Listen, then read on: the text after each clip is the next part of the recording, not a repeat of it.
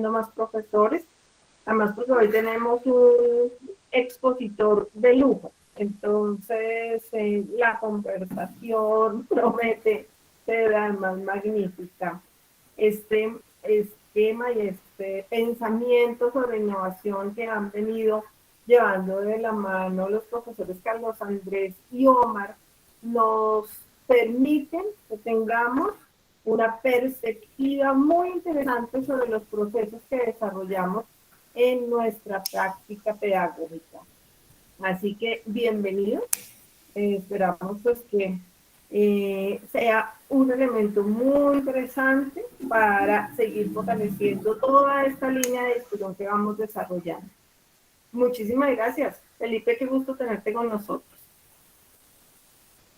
Tere, muchísimas gracias. ¿Me escuchan bien aquí? Sí, señor, perfecto. Dale, bueno, Tere, muchísimas gracias por el saludo, por esta introducción, por tener confianza en mí.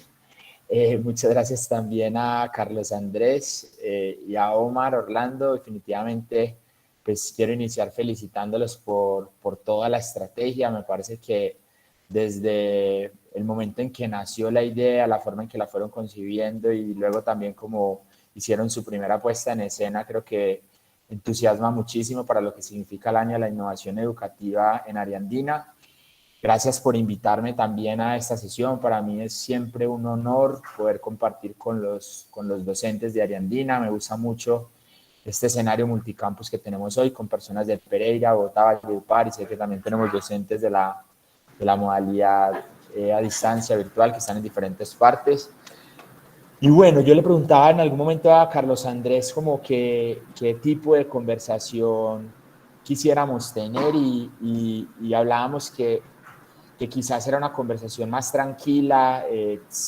Yo inclusive me quitaría desde ya mismo el sombrero de rector, o sea, ya esta conversación les pediría que en verdad no me vieran así, porque eso tiene unas implicaciones positivas por algunas cosas, pero para otras, este espacio no, yo quisiera que vieran mucho más definitivamente la persona que soy. Y pues para eso quiero proponerles una conversación que tiene más que quisiera sugerir o que quisiera recomendar, es más una conversación basada en reflexiones, visiones y pensamientos que yo he tenido sobre lo que significa la innovación en el mundo de la educación, poderles compartir mis miradas y luego al final ojalá pues también poder escucharlos y compartir de sus miradas para poder aprender y realimentarme mucho de lo que cada uno de ustedes ha construido. Entonces yo tengo una presentación que son pues realmente unas poquitas láminas que me van a ayudar a orientar la charla. Entonces denme un momento, por favor, yo la comparto.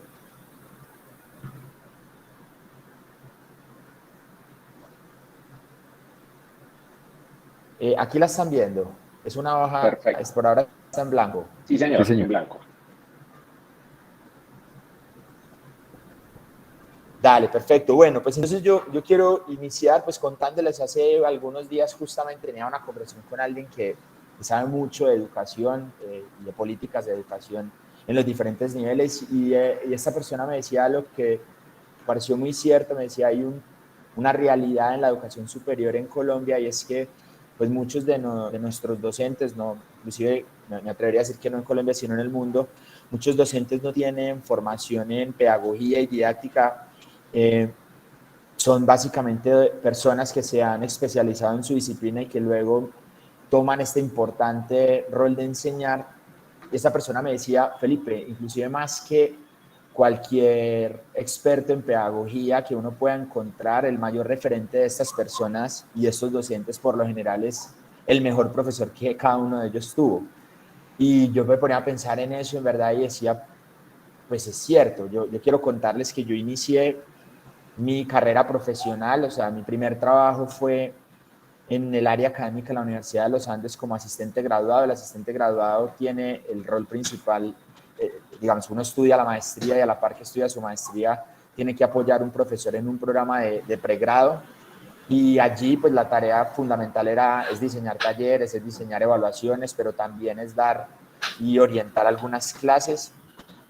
Yo me acuerdo también mucho que yo cuando estudié ingeniería industrial yo decía que no quería para nada trabajar en el área de producción, era el área que menos me gustaba y como nos pasa a muchos en la vida, pues adivinen de qué fue la clase que tuve que orientar, de fundamentos de producción. Entonces, pues sí, piensen, yo me gradué de ingeniero industrial en Pereira, estuve un año buscando trabajo, acá realmente fue muy duro un tiempo y luego me fui para la Universidad de los Andes, piensen que llevaba 15 días de haber llegado, ni siquiera todavía tenía un lugar donde quedarme, estaba consiguiendo y me tocó debutar en las aulas de clase.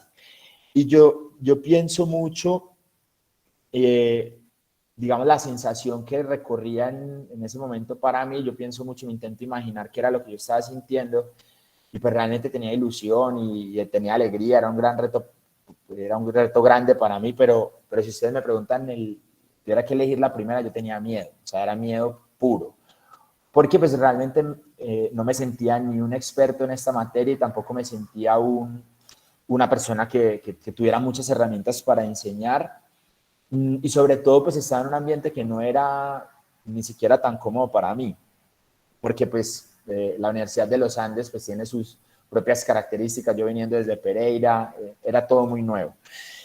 Y entonces pues ahí empecé a pensar y yo quiero devolverme un poco a la primera reflexión que hacían del mejor profesor que tuvimos y entonces yo empecé a devolverme y dije pues realmente cuál fue el mejor profesor que yo tuve.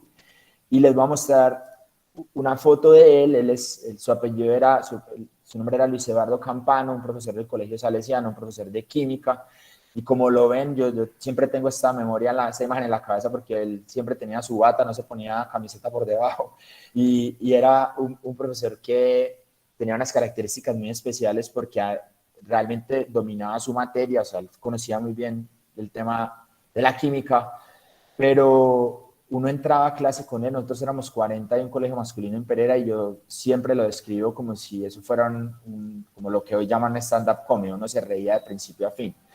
El Campano era experto en los dichos, entonces le decía a uno que más tapado, que yo no sé qué, que el salchichón de yo no sé dónde, y toda la clase era, era llena de risas y yo siempre al final del camino pues me acuerdo que él tenía como el poder de hipnotizarlo a uno, o sea, él simplemente con todo esto que estaba alrededor, uno no quería perder la atención.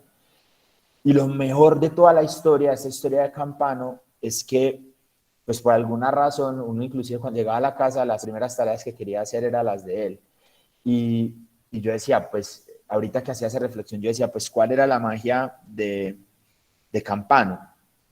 Y luego, que ha sido uno de mis últimos intereses de lectura en la vida, me ha gustado mucho leer de neurociencia, de cómo funciona el cerebro. Ahorita pues estoy leyendo un libro que se llama La biología de la mente y un poco cuando uno entiende qué significa los entornos mmm, que son muy cómodos desde el punto de vista emocional y desde el punto de vista de experiencias sociales para el aprendizaje, pues es donde es capaz de narrar lo que pasaba con Campano. Campano creaba unos ambientes de confianza donde él era muy genuino, él era muy auténtico y cada uno de nosotros podía ser genuinos y auténticos también. Y por lo tanto, en esos entornos de confianza fluía completamente el aprendizaje. A nosotros nos encantaba escucharlo y al final del camino, insisto, era como si estuviéramos hipnotizados en la química.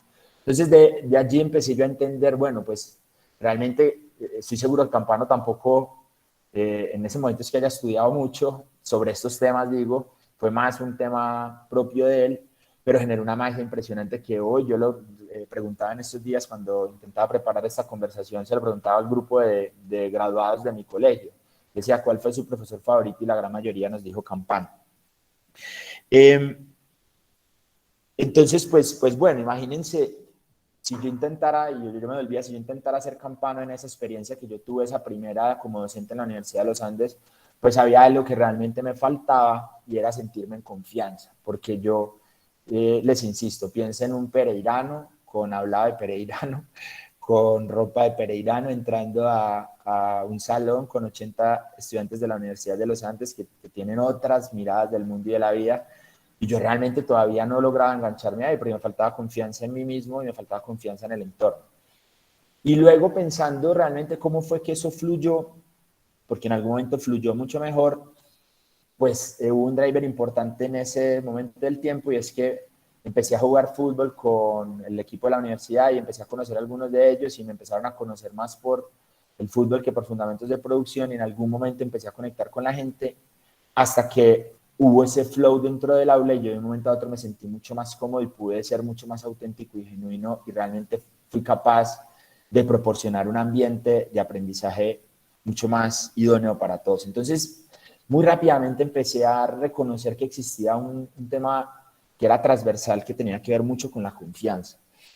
Les voy a hablar entonces de mi segundo profesor, porque realmente fueron dos. Y este profesor su nombre es Camilo Laya, él dicta una materia, aún la dicta, él es hoy el director del programa de ingeniería de la Universidad de los Andes, y dicta una materia que tiene un nombre muy especial, la materia se llama ATEO, y sus siglas son Aplicación de la Teoría Evolutiva en las Organizaciones.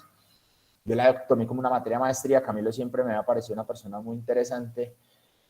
Y Camilo era una lógica muy distinta. Camilo era una persona realmente silenciosa, de un perfil muy analítico, y a pesar de que tenía muy buen sentido del humor, era mucho más callado. Y las clases de Camilo eran muy simples porque él nos sugería que nos leyéramos 200 hojas semanalmente, es decir, él entregaba los documentos 200 hojas en promedio, y luego lo que hacía cuando nos sentábamos los martes por la noche en su clase era que él armaba una mesa redonda. Afortunadamente éramos poquitos, éramos una clase de por ahí 12 personas, y él armaba una mesa redonda, y yo hasta hoy les quiero decir que yo no me acuerdo de haber estado en un espacio con gente tan interesante y con temáticas tan interesantes, tan profundas. Yo también sentía como que no me quería, como que el tiempo no pasaba, y me sentía muy desafiado y me sentía encantado por esas temáticas. Y lo recuerdo mucho así, porque fue uno de los momentos realmente donde yo puedo decir hoy que generó un gran aprendizaje para mí. Y luego, de nuevo, intentando devolverme, pues yo también hace un tiempo pude escuchar a un profesor que se llama Eric Masur de la Universidad de Harvard, una de las primeras personas que yo le escuché estos temas sobre el aula invertida y sobre aprendizaje peer-to-peer, y me di cuenta que exactamente Camilo eso era lo que hacía. Camilo simplemente nunca transfirió conocimiento directamente, nunca nos dijo esto es así o así. Camilo simplemente hacía el diseño de la experiencia, elegía las temáticas y tenía una característica muy especial, que era la forma en que él orientaba las preguntas. Porque después de que lo entiendo hoy en día con ojos muy reflectivos, pues reflectivos, no, ojos de reflexión, pues me doy cuenta que Camilo lo que estaba haciendo allá era también, él tenía una gran virtud de entendernos a cada uno de nosotros. Él sabía quién era Felipe, quién era Julián, y nos hacía preguntas muy personalizadas. Y yo entendí allí que habían dos cosas muy importantes. Lo primero fue eso: Camilo fue capaz de personalizarnos, de darnos nombre y de darnos cara a la conversación. Y lo segundo también fue que nos generó, y a mí personalmente algo que es uno de los regalos más grandes que me ha dado la vida, nos generó confianza para el autoaprendizaje. Es decir, los textos eran complejos, al principio yo en verdad no entendía mucho, y él simplemente de una manera muy tranquila fue capaz de meterse en mi cabeza y me dijo: Felipe, usted puede aprender todo lo que quiera de ahí. Entonces, este otro concepto de la confianza, y en este punto ya una confianza distinta a la confianza sobre el aprendizaje, fue realmente lo que hizo tan especial a este profesor en mi vida. Y de nuevo, pues lo que habían allí son técnicas que se aplican hoy en día, que son muy comunes y que quizás muchos de ustedes ya conocen, y ya simplemente se las repito, como el aula invertida, aprendizaje entre pares, aprendizaje autónomo, una serie de cosas. Pero para mí lo más importante fue lo que mencioné anteriormente. Con esto entonces es una introducción de lo que yo veo y lo que me lleva a una reflexión en el pasado, y quiero entonces ponernos un poco en el presente y también empezar a mirar hacia el futuro con respecto al mundo y la educación. Este es Camilo, que no se los mostré anteriormente, Camilo Laya. Entonces, pues vamos entonces un poco hacia el presente y el futuro. Yo creo que este es uno de los momentos en la historia donde en verdad ya nos empezamos a ver el mundo como los veíamos en las películas. O sea, nos demoramos mucho tiempo en decir: ¿y cuándo esto va a llegar? Es cierto que el desarrollo tiene desequilibrio entre los países, y en Colombia todavía hay muchas cosas que no han pasado, pero ya existen vehículos autónomos, ya existe obviamente inteligencia artificial que está llegando a muchos sectores, muchos de ellos sensibles, por ejemplo la salud y la educación.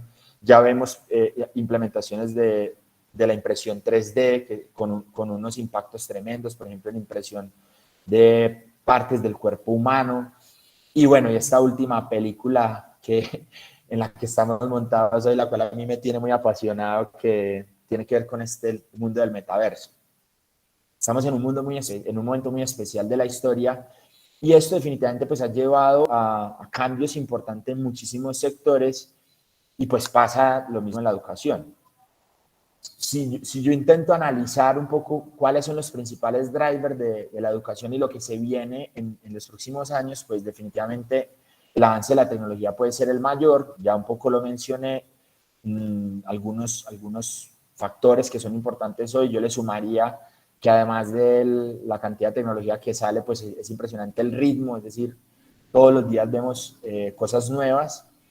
El segundo elemento que es muy importante también con respecto a drivers que van a cambiar la educación es la globalización, y me refiero a una globalización que ha dado un paso adicional, porque no estamos hablando también únicamente, perdón, de transporte de productos entre países, sino que ya estamos hablando de globalización inclusive del talento, lo que significa que una persona en Pereira misma puede trabajar para una compañía en cualquier lugar del mundo. Eso significa que pues, el talento es globalizado, y por tanto asimismo son las profesiones, y van a hacerlo mucho más. Y pues si pensamos en el metaverso, ni hablar, porque imagínense lo que uno podría hacer allí. Y luego creo que hay un driver muy importante en el mundo, es los cambios demográficos. Por un lado, el crecimiento de la clase media en el mundo, lo que le permite incrementar el acceso a la educación superior, muchas más personas llegando. Luego también el envejecimiento poblacional. En nuestro país ya es una realidad. Risaralda, por ejemplo, es el departamento con mayor índices de envejecimiento. O sea, nuestras personas en los próximos 20 años vamos a tener una distribución mucho más cargada hacia la última parte de la vida. Y luego también los cambios en los comportamientos de los seres humanos, que hoy en día, por la misma forma en la que se mueve el mundo, mucho más digital, pues está llevando a que pues, los estudiantes no esperen lo mismo que esperábamos muchos de nosotros. Esto entonces pues lleva a importantes consecuencias que son muchísimas. Yo destaco algunas. Lo primero, sin lugar a duda, es una de las que más me llama la atención, es pues obviamente cómo cambian los trabajos. Miren esta foto, no sé si logran identificar qué está pasando acá. Estos señores trabajaban eran los que ponían los bolos, o sea, necesitábamos personas para poner los bolos.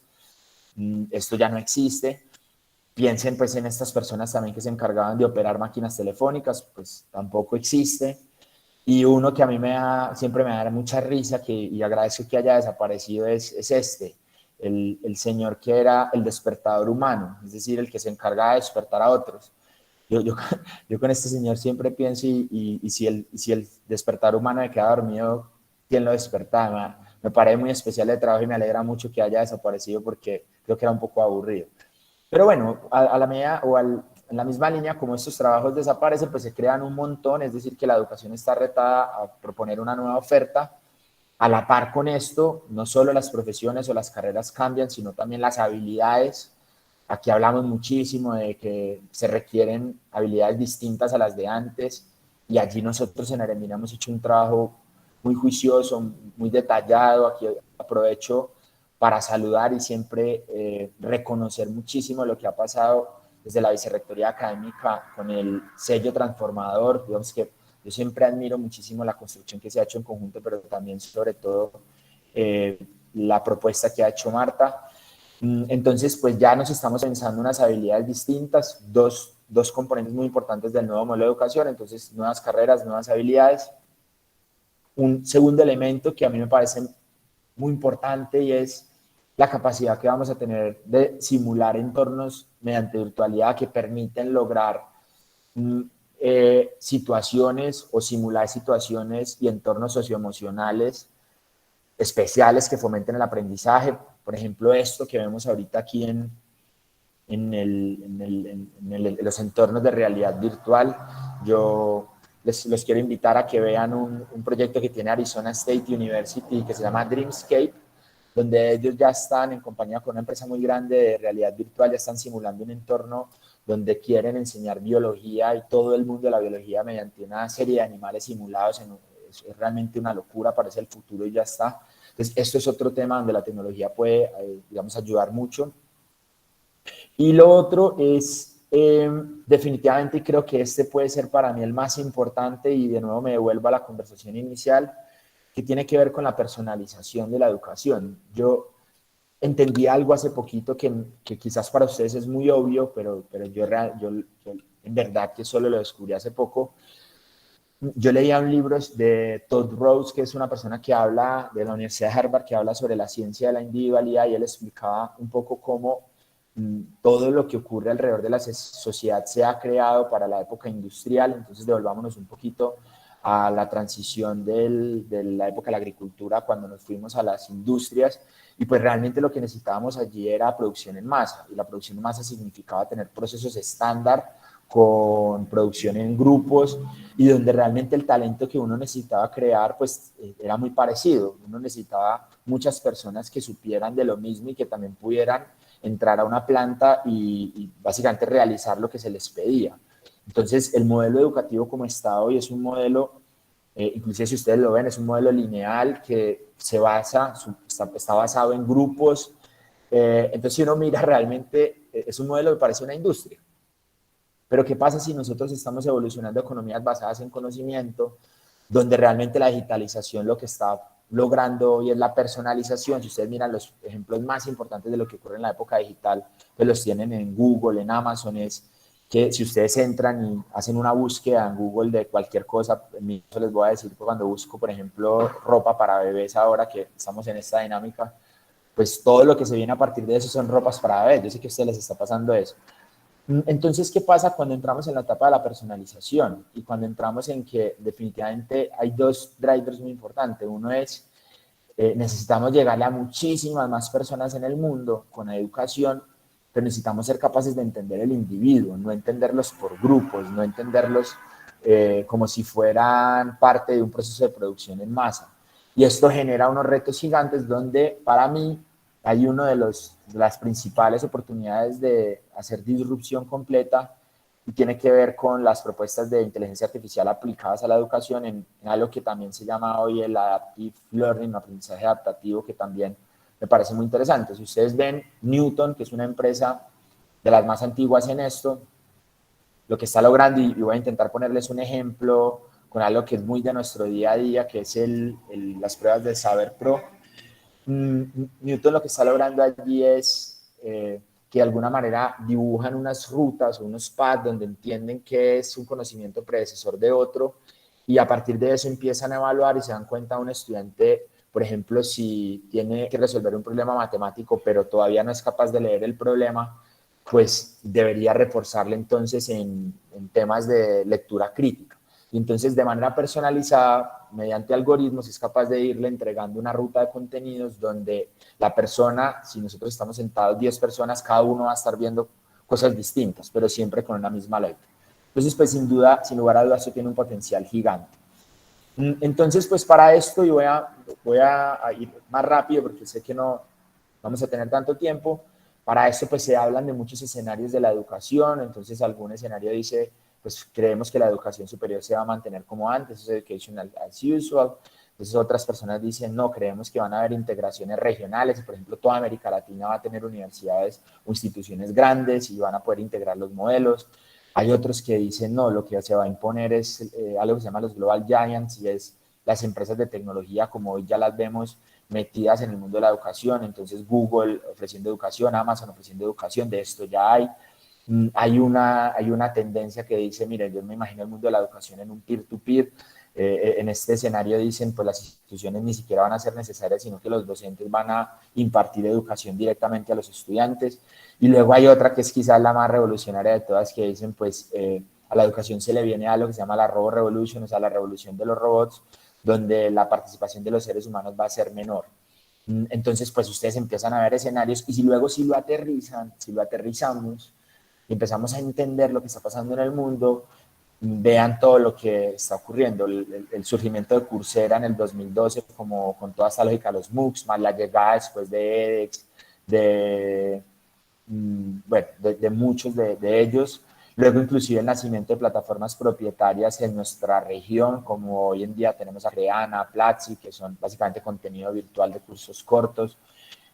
Si miramos lo que está pasando en América Latina, los últimos 3 años tienen la mayor inversión en toda la historia en educación y tecnología que hemos visto. Entonces, pues empezamos a entender un mundo que realmente empieza a tener una revolución importante.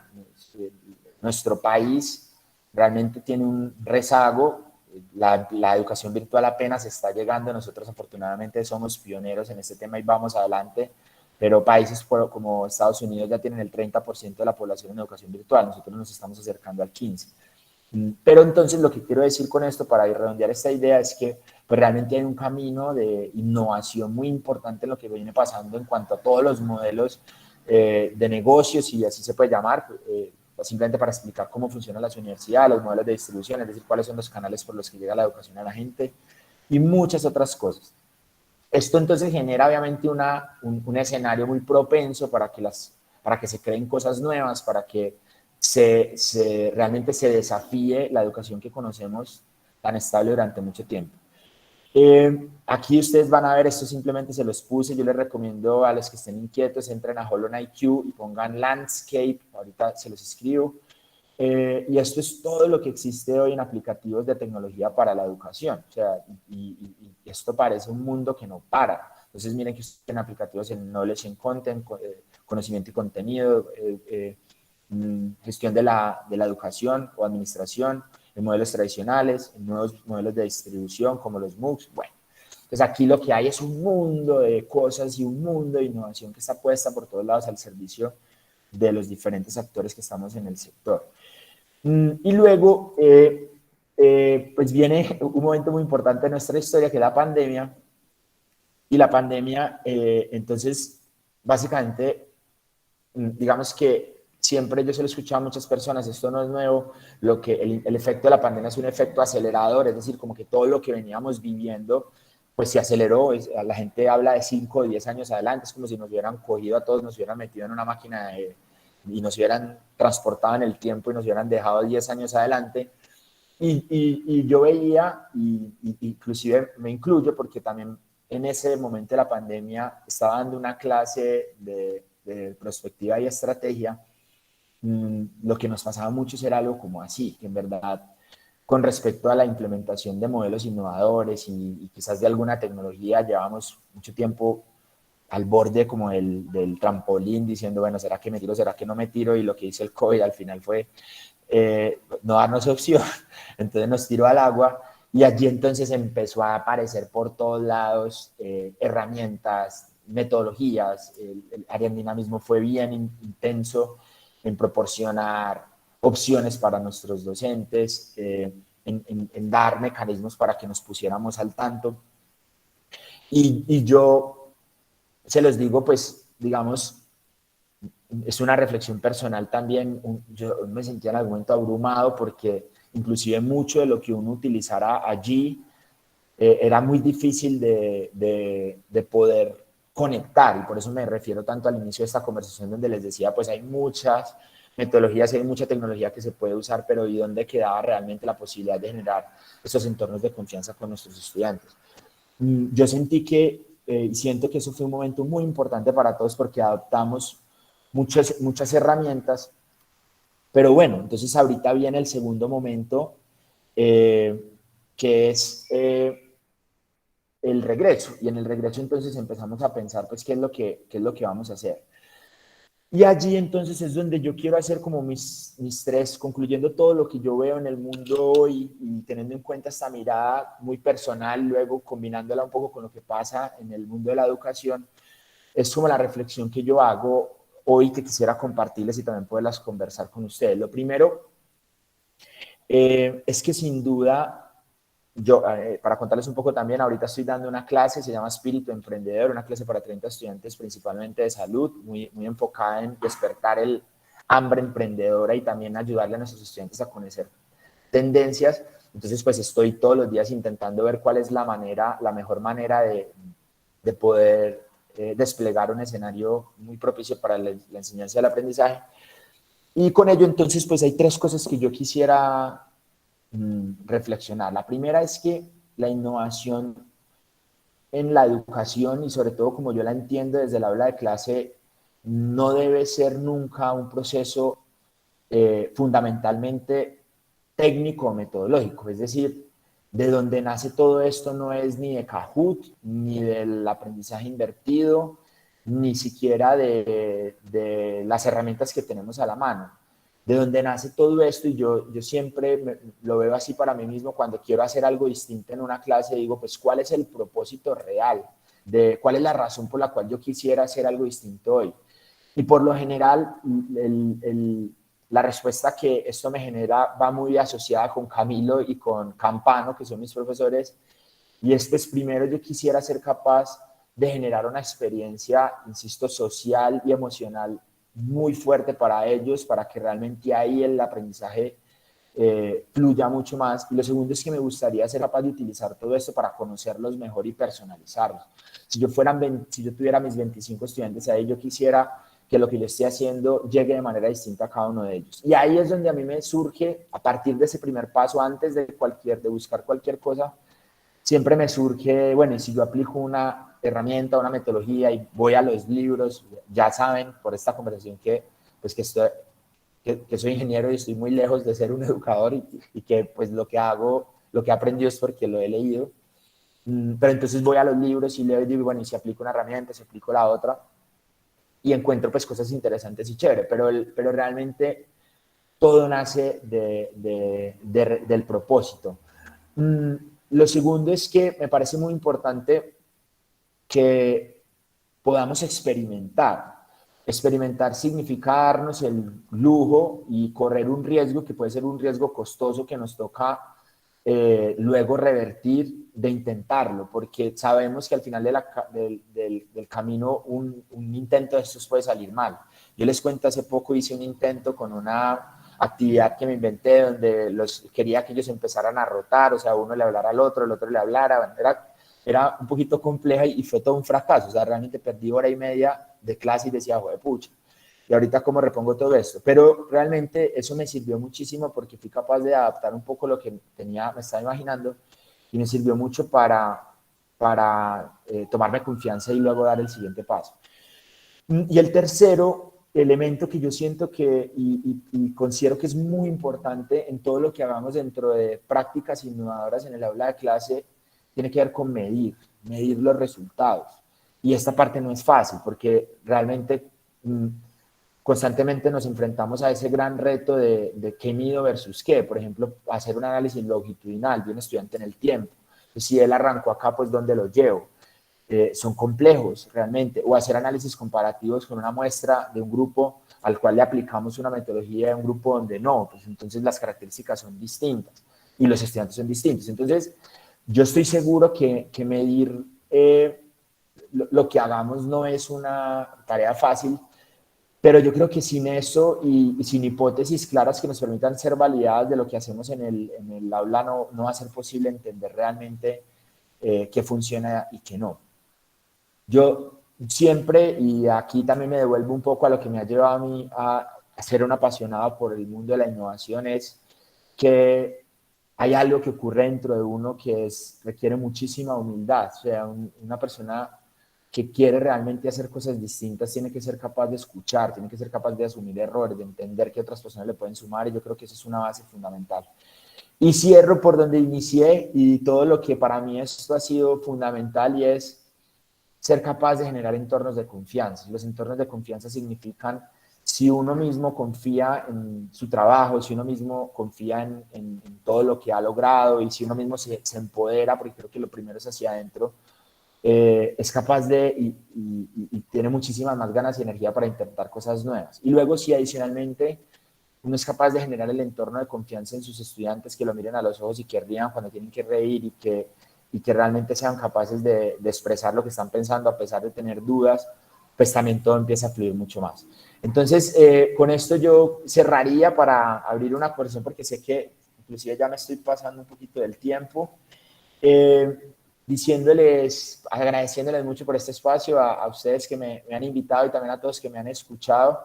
y diciéndoles que me encanta poder compartir algo de esta visión y también de reflexiones que he hecho y que espero también poderme sumar a estas sesiones para poder aprender mucho de ustedes. Un abrazo y muchas gracias. Muchas gracias, Felipe, por esta importantísima e inspiradora charla, como bien lo menciona. Hay varias cosas por anotar mientras de pronto los profes se animan a solicitar la palabra, pedir la palabra. Me va a tomar el atrevimiento de hacer algunos comentarios, Felipe, de lo que mencionas. O sea, el papel de la inspiración de nosotros como docentes, sin lugar a dudas, es uno de los temas y de los propósitos centrales que nosotros debemos llevar a cabo en el aula, ¿no? Entonces, inclusive desde el mismo título de la charla, cuando me pasaste el nombre, yo te dije crack. O sea, me pareció genial el nombre, que engancha, porque ese mejor profesor que tuvimos definitivamente siempre va a quedar para el recuerdo. Y sin lugar a dudas nosotros vamos a tener siempre ese referente en lo posible. Pero me voy a quedar con algo y voy a hacer esta primera pregunta antes de hacerle la palabra al profesor Jorge. Me quedé de todo lo que dijiste, muchas cosas chéveres, pero me quedé con tu experiencia de fracaso en el aula y la actividad que llevaste a cabo con los estudiantes. ¿Y por qué me quedo con eso y por qué quiero como empezar por ahí esta charla que vamos a tener con los profes?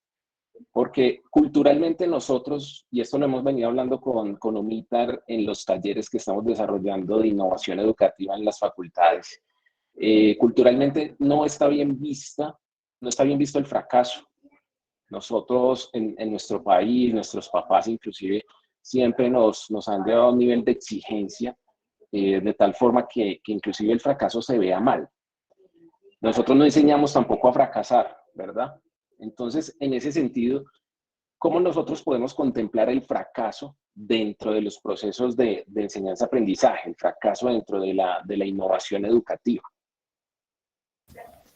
Sí, esa pregunta me gusta mucho y te voy a contar un poco de la experiencia. La clase que yo estoy dictando pues se llama Espíritu Emprendedor y por sí misma pues yo tengo un gran reto y es sacarle el paradigma a nuestros estudiantes de entender el intento como fracaso. Es decir, si realmente ustedes ven los emprendedores exitosos hoy son personas que han desarrollado una capacidad de experimentar, medir, aprender y a partir de eso tomar dos caminos, permanecer o pivotear, es decir, o echar para otro lado, pero realmente un emprendedor tiene que ser capaz de generar ese motor de crecimiento, ese feedback de manera muy rápida. Entonces yo no podía, yo siempre me lo imaginaba, pues yo no podía intentar explicarles a ellos cómo eso funcionaba si yo no asumía riesgos.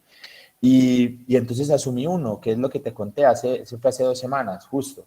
Y entonces yo me senté, me hice una dinámica, lo que te digo, donde, digamos, presentábamos un contenido muy enfocado en el peer-to-peer, en que ellos mismos se pudieran enseñar entre ellos. Y hice como una configuración muy de ingeniería industrial también que fueran pasando como por estaciones. Y fallé en algunos cálculos y eso fracasó porque pasaba uno, se devolvían dos, eso se miraban y decían, no tengo ni idea para dónde voy, qué tengo que hacer. Y es una clase corta, o sea, fue 1 hora y media. A la 1 hora y media se terminaban mirando entre ellos y decían, o sea, ¿qué fue lo que pasó acá? Y entonces, pues, obviamente, yo les miraba, yo les decía, pues, fallamos, o sea, pero ¿cómo que fallamos? Falló usted. Y yo le dije, pues sí. Entonces, les dije, no, nos toca, esta es una competencia importante que tenemos que tomar y la vamos a volver a hacer y me lo estoy repensando de nuevo. Pero yo insisto, ¿qué genera eso en ellos? Y en verdad que por eso mi palabra es tan fuerte dentro de toda esta conversación, es confianza, porque al final del camino la persona que está al frente tuyo es una persona que es un ser humano, que se puede equivocar, que tomó un riesgo, pero que él te está mostrando inclusive una vulnerabilidad que es natural de las personas. Y eso con ellos, en verdad, yo hoy me siento, me puedo equivocar, pero me siento que tenemos una conexión chévere. Yo ya entro, ellos ya se están riendo, ellos ya se sientan al frente, ellos ya empiezan a decir, bueno, ¿cómo es que es la cosa? Porque qué es lo que se va a inventar hoy. Entonces yo sí creo que tenemos un paradigma grande y digamos, experimentar en educación es más difícil que experimentar en otras cosas. Así es de sencillo, o sea, eso es cierto. Yo quiero que esto no se asuma con irresponsabilidad, como pues haga cualquier cosa y mire a ver lo que le sale, porque no sería mi mensaje. Porque experimentar en otros sectores pues es más fácil. Si me queda mal no sé, el petróleo, pues no prende el carro. Pero aquí estamos hablando realmente de procesos que tienen impacto. Pero yo me iría a lo mismo y insistiría en que yo recomiendo mucho este libro porque me ha cambiado mucho la vida a mí. Es un libro de innovación que se llama Lean Startup. Y lo que busca Lean Startup en la lógica de la innovación es equivocarse rápido, equivocarse en pequeño y ser capaz de recibir feedback muy rápido y retomar el camino. Entonces yo sugeriría siempre eso. Esto es una actitud, es una posibilidad de correr riesgos, pero también es una metodología que puede servir y es hagamos, creemos, recibamos feedback, midamos y aprendamos y empecemos a darle la vuelta. Si eso pasa muy rápido, realmente uno tiene procesos de innovación que se generan una rueda de crecimiento que funciona muy eficazmente. Profesor Jorge Enrique, por favor. Bueno, muy buenas tardes, señor rector Felipe, me gusta saludarlo, y a Teresa, a Carlos y a Omar y a los profesores que nos acompañan.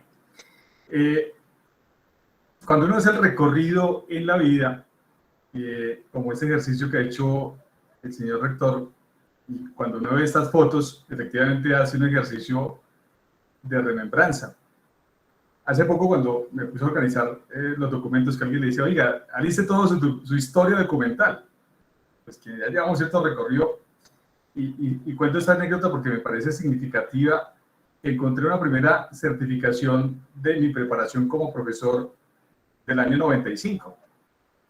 Entonces, cuando hago ese recorrido, por eso cuando vi las fotos, las primeras fotos que el profesor Felipe colocó, y me colocaba en el escenario, en la memoria, uno dice, mire, ha hecho todo un proceso, un camino, un recorrido que está basado significativamente en el hecho y en el convencimiento de lo que a uno le gusta, y finalmente lo que le termina gustando lo termina llevando en la vida, y eso creo que eso es un sello, inclusive como la misma institución lo maneja, un sello transformador, porque uno ha podido ver esa transformación también en uno como persona, en su ejercicio profesional también, y en este caso en la filosofía de vida que es el ejercicio docente, que lo concibo de esa manera. Eso como lo primero. Lo segundo es que eso también le ha permitido romper muchos mitos. Y a mí me parece que si hay algo que lo puede a uno colocar en nuevos escenarios, porque los estudiantes van cambiando, las instituciones van cambiando, hemos tenido la posibilidad de estar en distintas, cada uno tiene su propia característica, pero uno va marcando una ruta y va teniendo ese sello que lo va identificando. Entonces, sí creo con esto que nos comparte el doctor Felipe, que uno va identificando muchas cosas y se va transformando uno mismo. Entonces, haber encontrado el certificado, dije, oiga, mire cómo he evolucionado en el tiempo. No solamente por edad cronológica, no solamente por la estructuración de pensamiento, de formación, de estarse preocupando. Por eso siempre estos espacios creo que son valiosos para uno cuando uno puede conversar. Si hay algo que el ser humano lo puede magnificar, de hecho yo lo enseño, si hay algo que humaniza la acción humana que parecería ser una contradicción, es la conversación, porque nos puede acercar, nos puede alejar, pero pues nos deja distinguir.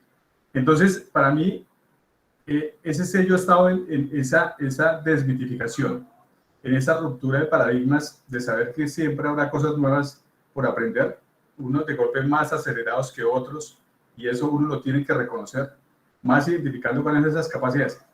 Y en mi caso yo creo que el ejercicio en la docencia con los estudiantes también significa trasladarles eso. O sea, yo siempre digo al estudiante, usted no tiene por qué pasar por cosas que por eso está uno ahí adelante. Más que el profesor que sabe que está adelante, pupitre es la persona que ha hecho un recorrido, que ha tenido ciertos elementos que le han permitido formarse a nivel profesional y como docente. Y si eso se lo traslada, eso es para mí, no solamente por una parte romper mitos, sino también generar confianzas. Y lo que uno puede observar es mi lectura con esas generaciones que estamos teniendo nosotros ahora. Yo fui también estudiante de los Andes y para mí era un mito haber entrado allá. porque no me veía, lo veía como algo inalcanzable, y rompí el mito porque entré, fui becado y estudié allá. Y supe que era estar adentro. O sea, también rompí, repito, el mito, que era algo inalcanzable, ¿no? Eso es para gente normal.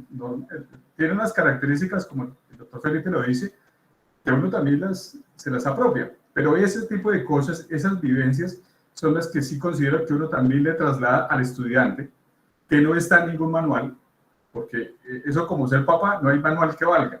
Se puede tener libros de pedagogía, de docencia, pero finalmente eso es lo que uno termina también trasladando al estudiante, que las cosas se pueden hacer bien, se pueden hacer de manera diferente, tienen ellos otras capacidades distintas, pero sí creo, y eso es valioso, y ese es mi tercer elemento, es el ejemplo. Si a ustedes lo ven, ¿por qué nos acordamos de los profesores de antaño? Yo me acuerdo del profesor de los Andes, actualmente Pedro Medellín, que nos decía, usted tiene que aprender lo suyo, yo ya aprendí lo mío. Yo lo que le voy a mostrar a usted es el camino y las opciones. Usted decide cuál es su camino. Entonces, esos tres elementos considero que son característicos. Y si uno puede que a veces se los pase conscientemente o a veces inconsciente. Desmitificar, romper nuevos paradigmas y volverse un ejemplo.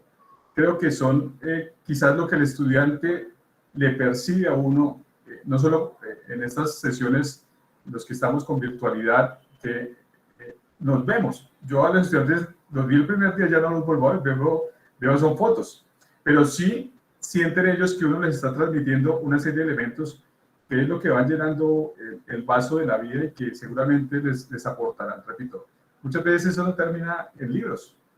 Yo los he recorrido, los he leído, me he capacitado, pero al final eso es lo que uno le termina trasladando por esas vías de la conversación, de eso que uno les puede decir a los estudiantes, repito, lo que no ven los libros, pero que uno sí lo ha aprendido y que se lo traslada a ellos. Me parece que son elementos que ayudan, y si lo hablamos de lo que Carlos y Omar y Teresa nos han dicho en los encuentros anteriores, pues eso es lo que termina siendo elementos transformadores. A veces nos preocupamos, y en eso sí guardo distancias, que el uso de la tecnología y cosas más sofisticadas. Mire, estamos en una generación bastante disímil y bastante con bastante incertidumbres.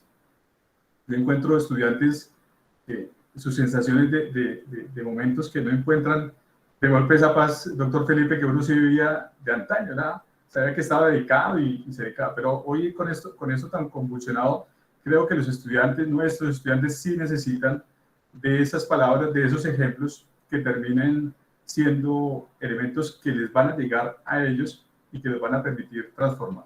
Muchas gracias.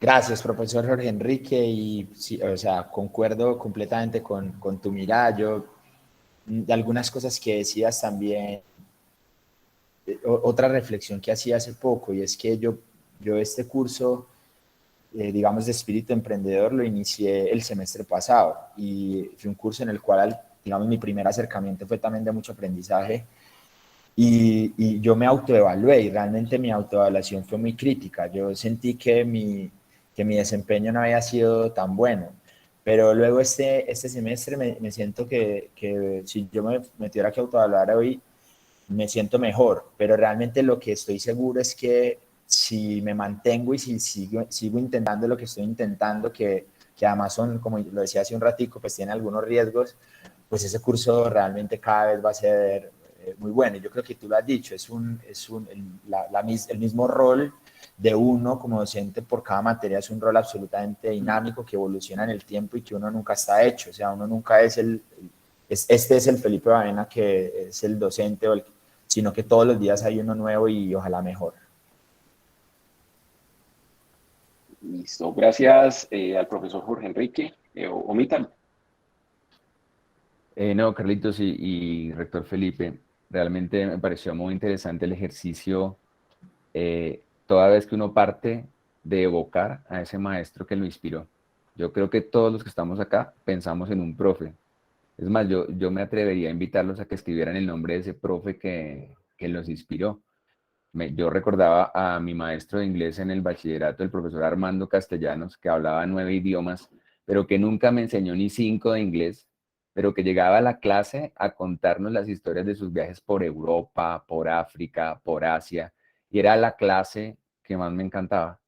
Entonces, ese profe me inspiró a mí para ser maestro. Y eso le lleva a uno a preguntarse hasta qué punto uno como profesor también es inspiración para otros, una inspiración positiva. Y varios elementos para recoger acá de este ejercicio tan chévere que hicimos hoy desde la evocación, y es el entender el propósito, el entender por qué estamos aquí.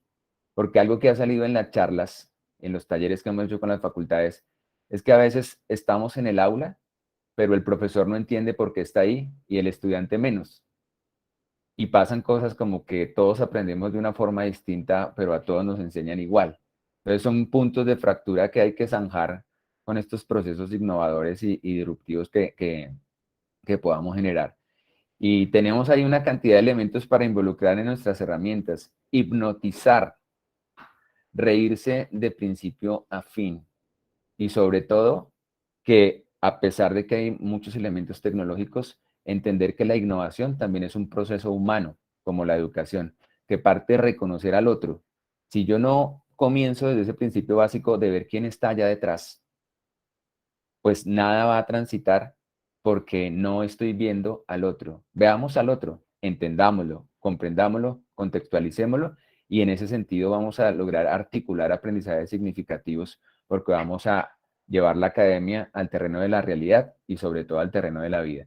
Muchas gracias, rector Felipe, de verdad que espectacular. Voy a buscar las fotos de mis profesores a ver si las encuentro y veo que acá están escribiendo los nombres de los profes que los inspiraron. Muchas gracias. Omar, muchas Gracias, gracias a ti por la invitación y también por los comentarios. Yo concuerdo con todo lo que has dicho y bueno, y le agradezco a todos los profes que se han sumado a la dinámica de escribir el profesor que los ha inspirado. Hay muchos en el chat y me gusta mucho lo que has sugerido. Creo que para otra oportunidad, si puedo dar esta conversación, pues lo voy a incluir porque creo que la gente visualizar su propio profesor y también tomar de ellos elementos, creo que puede ser muy, muy útil. Y lo has dicho, yo lo concuerdo.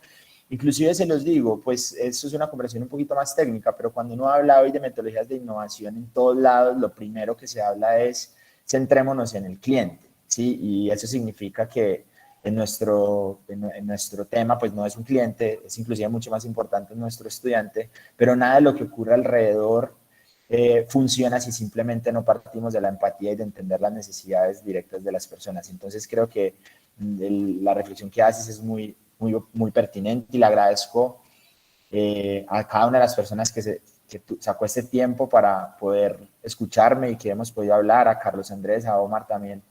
Te agradezco mucho por haberme regalado este espacio, a Tere como siempre y a Marta definitivamente por haber impulsado toda esta estrategia que sé que va a tener un impacto muy positivo. Y les mando un abrazo a todos y voy a esperar poderme conectar a la mayor cantidad posible para aprender mucho de ustedes. Perfecto, Felipe, muchas gracias a ti por tu charla y bueno, a todos los profes que de verdad sacaron su tiempo para compartir aquí con nosotros en este segundo viernes de innovación. Recordemos que es el último viernes de cada mes, entonces en un mes volveremos a conectarnos por acá, ¿vale? No, entonces, pero feliz tarde. Eso es preocupante que los meses están corriendo muy rápido. Ya vamos al segundo y al segundo mes. Ya. Gracias. Un saludo a todos, que estén bien. Chao, descansen. Chao. Todos. Gracias, chao. Muchas gracias. Gracias, bye. Feliz tarde. Hasta